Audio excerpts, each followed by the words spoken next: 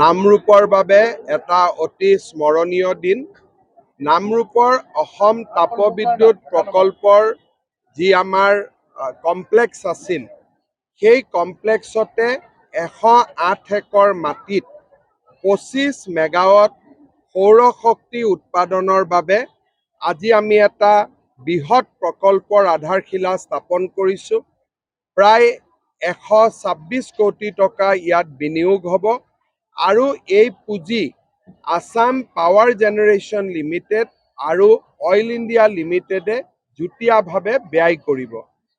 এই সৌৰশক্তি প্ৰকল্প নিৰ্মাণ আমি আশা কৰিছোঁ যে এবছৰৰ পৰা 18 মাহৰ ভিতৰত আমি সম্পূৰ্ণ কৰিব পাৰিম।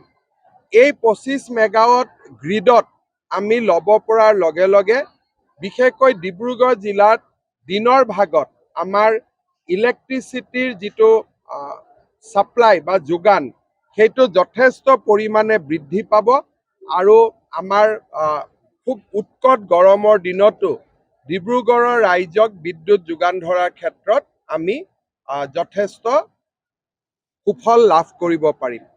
ইয়াৰ উপৰিও আমাৰ ৰাজ্যত বৰ্তমান প্ৰায় 3000 মেগাৱাট সোলাৰ পাৱাৰ উৎপাদন কৰাৰ বাবে বিস্তৃত আঁচনি হাতত লোৱা হৈছে।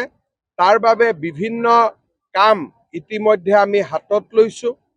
যোৱা এবছৰৰ ভিতৰত প্ৰায় 200 মেগাৱাট সোলাৰ পাৱাৰৰ নিৰ্মাণৰ কাম হাতে কামে আৰম্ভ হৈছে। এই বছৰৰ ভিতৰত আমি কাৰ্বি আংলং জিলাত 1000 মেগাৱাট আৰু ডিমা হাছাও জিলাত 120 মেগাৱাটৰ দুটা প্ৰকল্প আৰম্ভ কৰিব পাৰিম বুলি আমি আশা কৰিছোঁ। মই পুনৰ এবাৰ নামৰূপবাসী ৰাইজক আৰু নাহৰকটীয়া সমষ্টিৰ ৰাইজক মই অভিনন্দন জনাইছোঁ।